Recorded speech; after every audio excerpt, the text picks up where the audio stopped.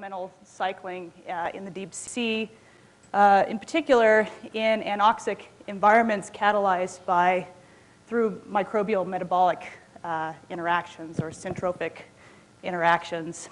And one prime example of this that we've been studying for a number of years now is this process of anaerobic oxidation of methane, where two microorganisms can harness energy from oxidizing methane with sulfate from seawater. And like most environmental microorganisms, the organisms that are catalyzing this process have not been successfully grown in culture. And so most of what we know about this system has really been based on the application of molecular tools and other culture-independent approaches to understand both their diversity and physiology in situ. An additional challenge in facing us with dealing with closely coupled metabolic interactions between microorganisms is a lot of times these reactions are occurring at scales that are difficult to quantify and study with conventional techniques. And so in order for us to sort of move forward in studying microbial ecology in the natural world in these complex systems, the development of microanalytical tools such as secondary ion mass spectrometry or SIMS and other types of techniques have really been very valuable in trying to study these things at the microscale and look at interactions and their function in the environment. And so my talk today is going to focus on looking at the dynamics of nitrogen utilization by these methane oxidizing consortia in anoxic environments. And I share this talk with a number of graduate students and former postdocs in the lab whose work I'm going to be covering today. Okay. So let's take a step back a second. So why should we care about these little methane oxidizing organisms besides the fact that they're nice to look at and very charismatic? Well, it turns out that these organisms actually are responsible for the lion's share of methane consumption in the world's oceans.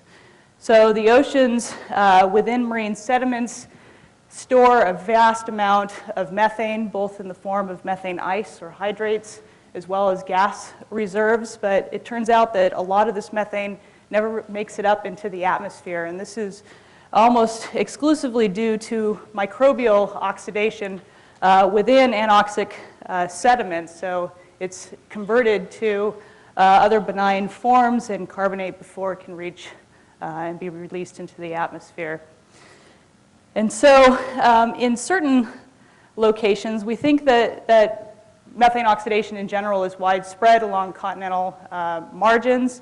There are also localized hotspots for methane oxidation that occur at the seafloor. These are called methane seep sites or cold vents, where you have fluid that is rich in methane that evects close to the seafloor, and this supports active rates of methane oxidation, leading to the production of hydrogen sulfide. And similar to what we see at hydrothermal vent environments where you have very prolific and abundant communities that are fueled by chemosynthesis, we too on the seafloor find localized enrichments of microorganisms and higher organisms with symbionts that are all fueled through this methane oxidation process and the hydrogen sulfide that's produced. And so if you're interested in studying methane oxidation, going to these cold seep environments is really a great location to get a handle on both the organisms and their functions in situ, both because their biomass is enhanced in these systems and also they're easy to sample using a submersible being close to the seabed.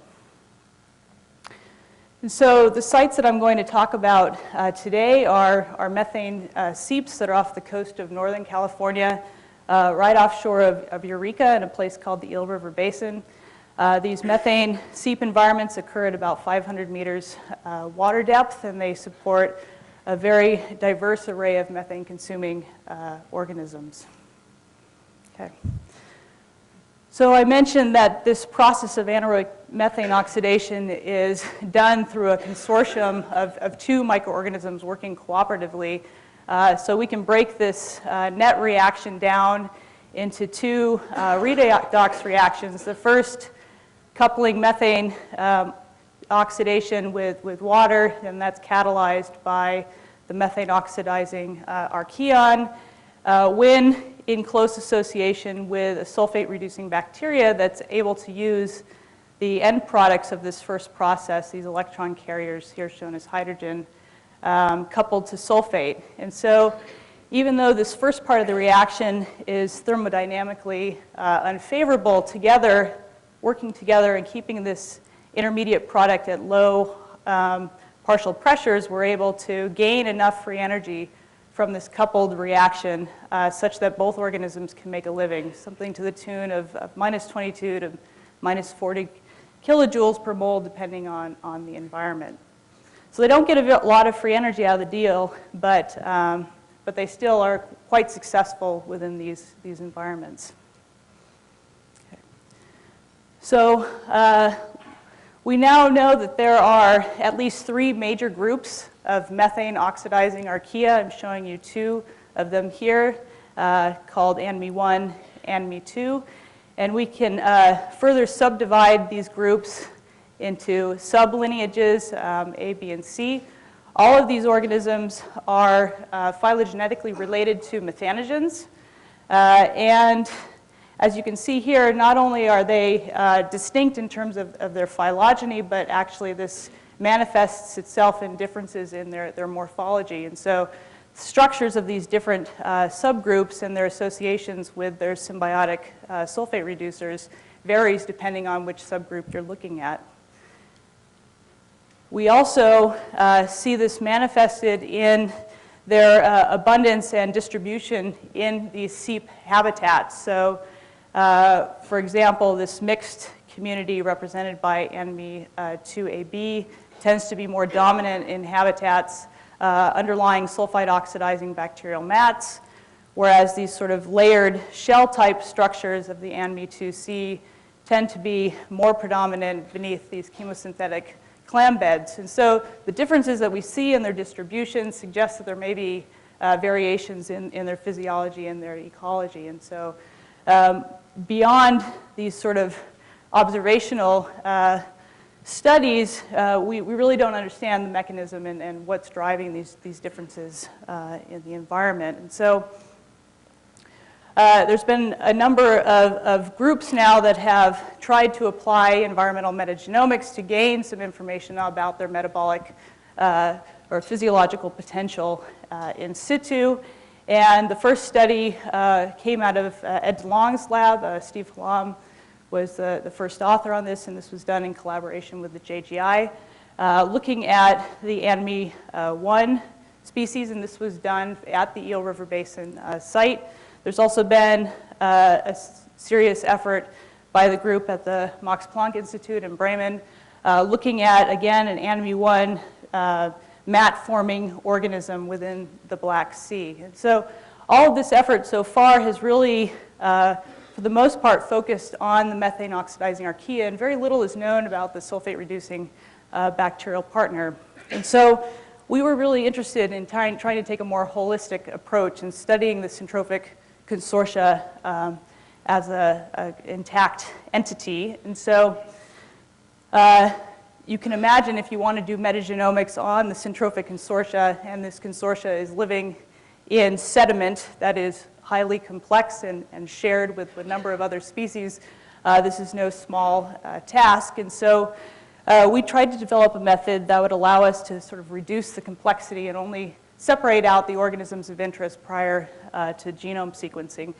And this technique we call Magneto-FISH, and essentially this allows us to use fluorescence in situ hybridization to tag microorganisms of interest, and then we can selectively capture them out of marine sediments using paramagnetic beads.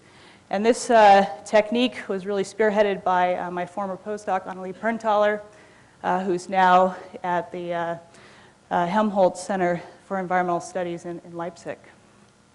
Okay, so how does this Magneto-FISH technique work? Well, we can take our raw marine sediment, we can stain our organisms of interest, in this case the ANME2C group, with fluorescent probes. We use an amplification protocol called a card reaction to amplify that fluorescent signal in the cell.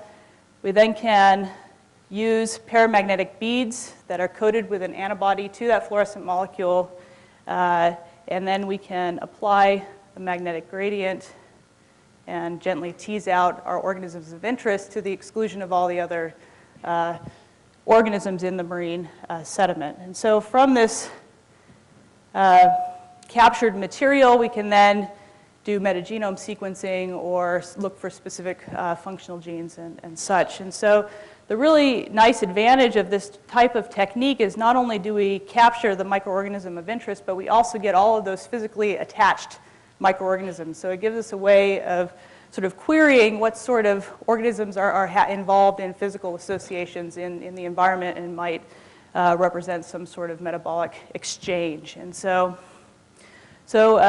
analyzing these microorganisms, we were able to then look at the diversity of bacteria associated with these methane oxidizing archaea, as well as submit this DNA for genome sequencing.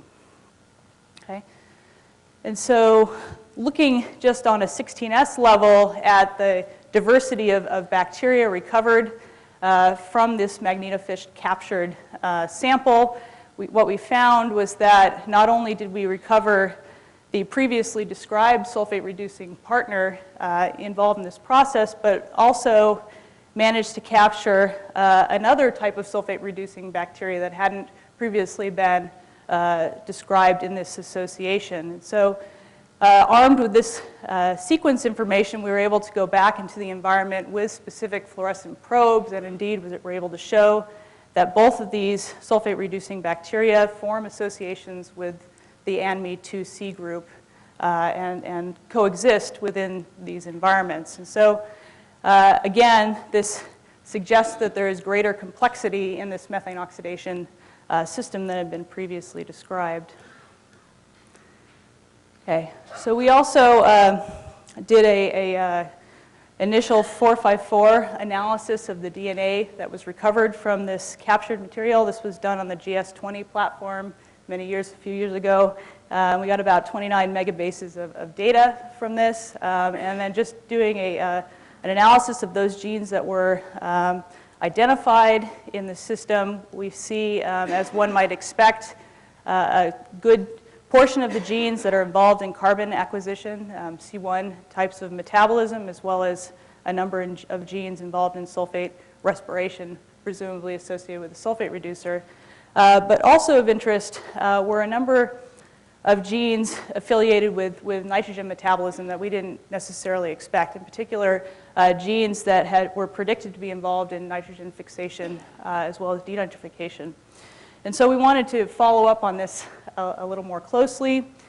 And so the first thing that we did was to do a survey of the diversity of specific genes in the Magneto-FISH captured material, as well as in methane seep sediments. And this is showing you a phylogeny of the nitrogenase SNF-H gene here. And what we found was that there was a well-supported clade of new sequences that appeared to be unique to methane seep environments. And this clade falls outside of the previously described clusters of NIF sequences, including those NIF genes that encompass other anaerobic bacteria and Archaea methanogens. So given its phylogenetic placement, it's really difficult to say much about who the source organism is for these genes. And so we hope to gain a little bit more information by sequencing more of the operon and looking at the operon structure. And what we found was that our methane seep nitrogenase actually had a gene order and structure that was consistent with an archaeal methanogenic nitrogenase. And so from this, we hypothesized that maybe our methane oxidizing archaea was the source of these NIF genes in the system. Now, of course, just because the genes are there doesn't mean that they're necessarily functional in situ. And so to get at that information required more of a geochemical type of approach. And so to do this, we set up a series of incubation experiments using N15 labeled dinitrogen and followed that label into specific microorganisms, in particular looking at these methane oxidizing consortia. And so this is work that was done by my graduate student, Ann Dekas. And so we set up a whole series of incubations of methane seep sediment and fed them labeled dinitrogen under conditions that was promoting methane oxidation. And then asked the question, are our methane oxidizing archaea capable of oxidizing this product? And so to do this, we turned to a microanalytical technique that combines fluorescence in situ hybridization, or FISH, with a technique known as secondary ion mass spectrometry, known as SIMS, or perhaps nanosims is something you guys have heard about. And essentially, what this enabled us to do was to identify organisms with these fluorescent probes in environmental samples and then analyze the elemental or isotopic composition of those cells using the ion microprobe instrument. And so the way this works is we can focus a primary beam of ions, in this case cesium, on our target sample. You can focus this beam down to anywhere between 15 microns down to 50 nanometers in diameter, and essentially you sputter away the cell material, and secondary ions are generated in this process, and then they can be analyzed and counted with a mass spectrometer that's downstream. And so using this type of approach, we were able to start to tease apart if methane oxidation and nitrogen fixation were occurring in these systems. And so we had some very basic questions to ask. One, does nitrogen fixation actually occur in the seep sediments in general? Two, if so, can these syntrophic consortia fix nitrogen? Are they the fixers? And if yes, who within the consortium is the primary nitrogen fixer in the system? So again, we used these incubation studies. We identified organisms with fluorescent probes, and then we analyzed them with the ion microprobe. Okay. So this is showing you some of the data of one of the aggregates we recovered from this incubation study. To orient you, again, here's the fluorescence in situ hybridization image on the left, and on the right is an ion microprobe image showing you enrichment in N15. So it's an N15 to N14 ratio. The warmer colors represents more enrichment of the N15 label. And as you go down in panel, this represents increasing depth within the aggregate. Because this is a destructive sampling process, you essentially are burning away different layers of the aggregate over time. Okay. So if we look at this data broken apart by cell-sized shapes within this aggregate, we can pick regions of interest associated with the archaea. Shown here is the bars in red, and the sulfate-reducing bacteria on the exterior, shown here as the bars in green. As you can see, as you get further into the aggregate towards the core, you see much more of the N15 enrichment associated with the archaea relative to the sulfate-reducing bacteria on the outside. So this, to us, suggests that the methane-oxidizing archaea are primary nitrogen fixers in the system. The other interesting and unique feature about doing these nanosims types of analyses is we also can see quite a bit of variation in incorporation of this label within individual cells within the aggregation. So this suggests that there's a lot of dynamics going on in terms of the individual metabolisms of organisms that are living very close to one another within these tightly structured consortia. All right, so we analyzed quite a number of these samples, and the basic consensus was that the label was frequently localized to the archaea, but also of interest was that some of the cells on the outside, the sulfate-reducing bacteria, were also enriched relative to background levels. So to us, what this suggests is that some of this fixed nitrogen is actually being shared with the sulfate-reducing partner. And so this sort of adds another dynamic to this methane oxidation syntrophic association. Okay. All right, so it's a bit surprising when you think about the amount of free energy you get from the methane oxidation process that these organisms would be able to engage in such an anabolically expensive process as nitrogen fixation. So you remember I told you in the beginning that this methane sulfate couple only gives you a little bit of free energy to make a living. It's one of the most energy poor types of reactions known out there, and yet we're coupling this with one of the most expensive anabolic processes in nitrogen fixation, which is predicted to require quite a bit of ATP, reducing power, as well as a number of trace metals that are really reactive in sulfidic systems. And so you know, this is, I think, fertile ground for further study in terms of trying to figure out just how energetically taxing is nitrogen fixation in these syntrophic ecosystems. Okay, so we were interested in looking at other forms of nitrogen and comparing the dynamics to what we saw with the nitrogen fixation. And so we added a number of other labeled nitrogen sources to these incubations. And to orient you, this is N15, N14 in time across the bottom. Now each individual point represents an average for N aggregate, okay, from the system. And so what we see is that there's a whole diversity of different nitrogen sources that are capable of being assimilated by these organisms. And perhaps not surprisingly, ammonia is the most efficiently assimilated of the bunch with the highest levels of incorporation, followed by nitrate, cyanide, and dinitrogen.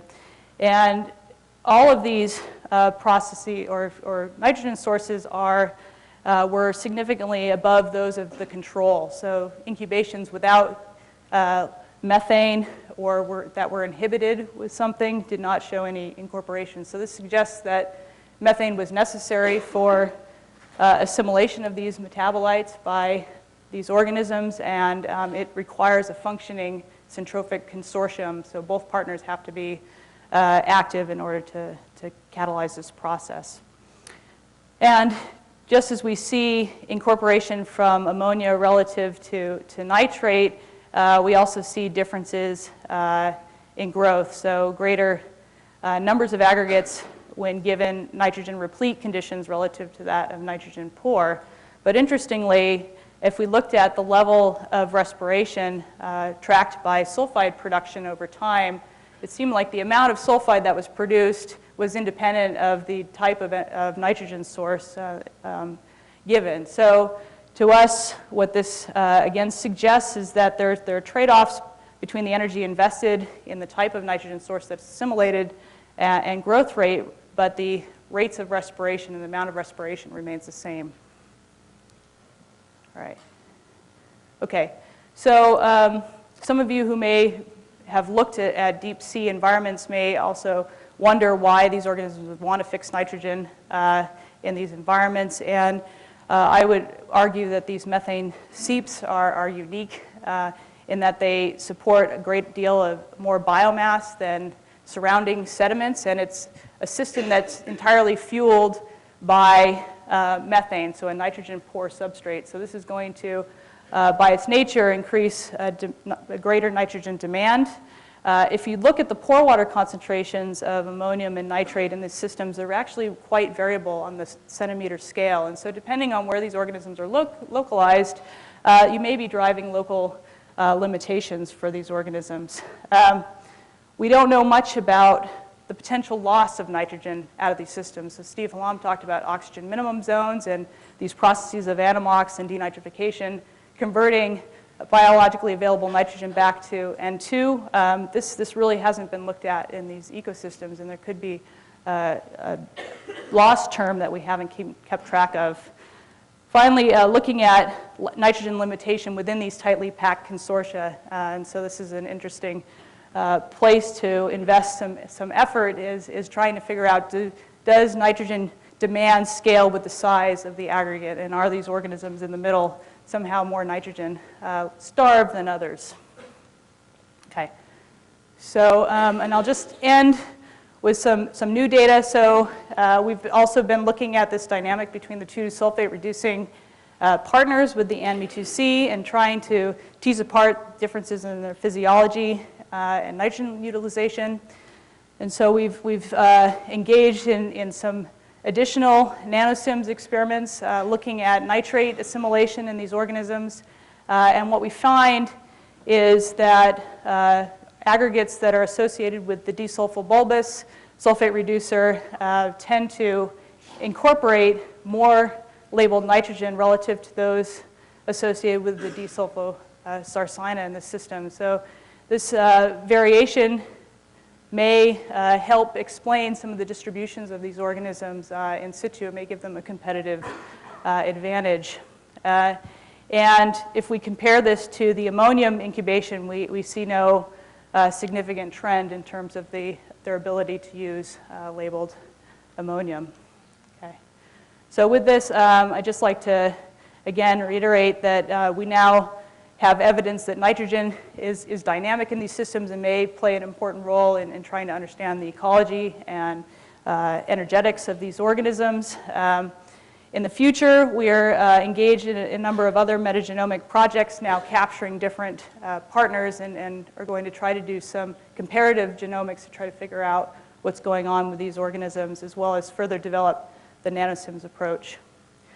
And so finally, I'd just like to again reiterate that we can leverage all of this metagenomic data that we've been amassing over the years now with new types of analytical approaches that will allow us to directly test certain hypotheses that are born out of the metagenomic data set. So with that, again, I'd like to thank the folks that directly contributed to this work: Ann Dekas, Rachel Paretsky, Abby Green, Annalie Perntaler, and Titus Brown, as well as the folks associated with the various ion probe labs, John Eiler and Youngbin Guan, as well as Kevin McKeegan and Axel Schmidt at UCLA, and then other collaborators, Mandy Joy, Chris House, Ray Lee, and Shauna Gofretti. And I've had the real great pleasure of working with a wonderful group of people at Caltech, and a lot of what I'm presenting today is due to their hard work. So with that, I will thank you and take some questions.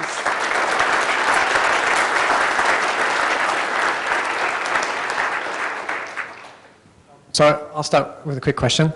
So from memory, you do find clusters of just ANME groups by themselves, right? Yes. Yeah, so are those guys doing some methane metabolism without the sulfate reducing partner? Yeah, and if so?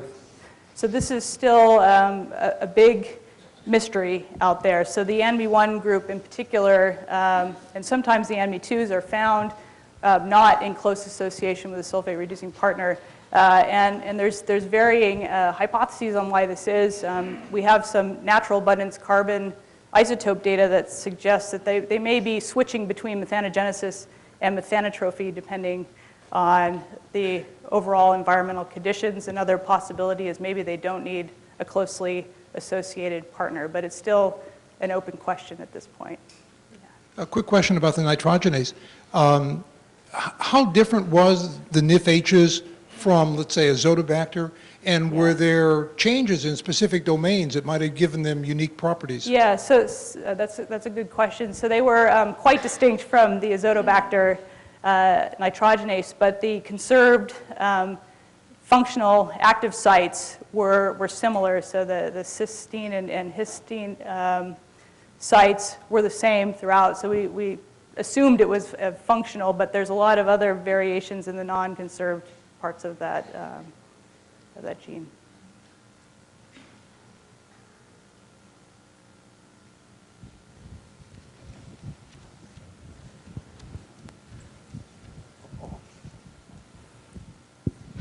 Good afternoon, Victoria. Congratulations for you and your others. It's a good presentation. I would like to know something more about bead. Is it a property or is it due to a gene? And also I would like to know what is synotrophy? Means is it symbiosis for the organisms for in production of heat? And third question, one more, about the hot springs. Is it related to this methane, oxidization, all those things? You know, what is the source of heat in the hot springs? Thank you. Okay, so I didn't catch the first part of your question. You were asking Bead. big? Bead, explanation for bead. For the bead? B-E-A-D, bead. The magnetic capture of the magnetic organisms. capture. Yes. So essentially we can use what's called cardfish, which uses a tyramide amplification procedure, and this amplifies the fluorescent deposition of fluorescein at proteins that are associated with the ribosome. And so this amplification procedure, we think, leads to the leakiness of this fluorescent molecule to the outside of the cell and provides a target to attach a bead that's coated with essentially an antibody to the fluorescent molecule. And so we can then attach these paramagnetic beads to our cells that have been hybridized by fish. So that's, we haven't looked at it in close detail. This was sort of the theory, and the beads stick to the right thing, so we're assuming something's happening there. Yeah.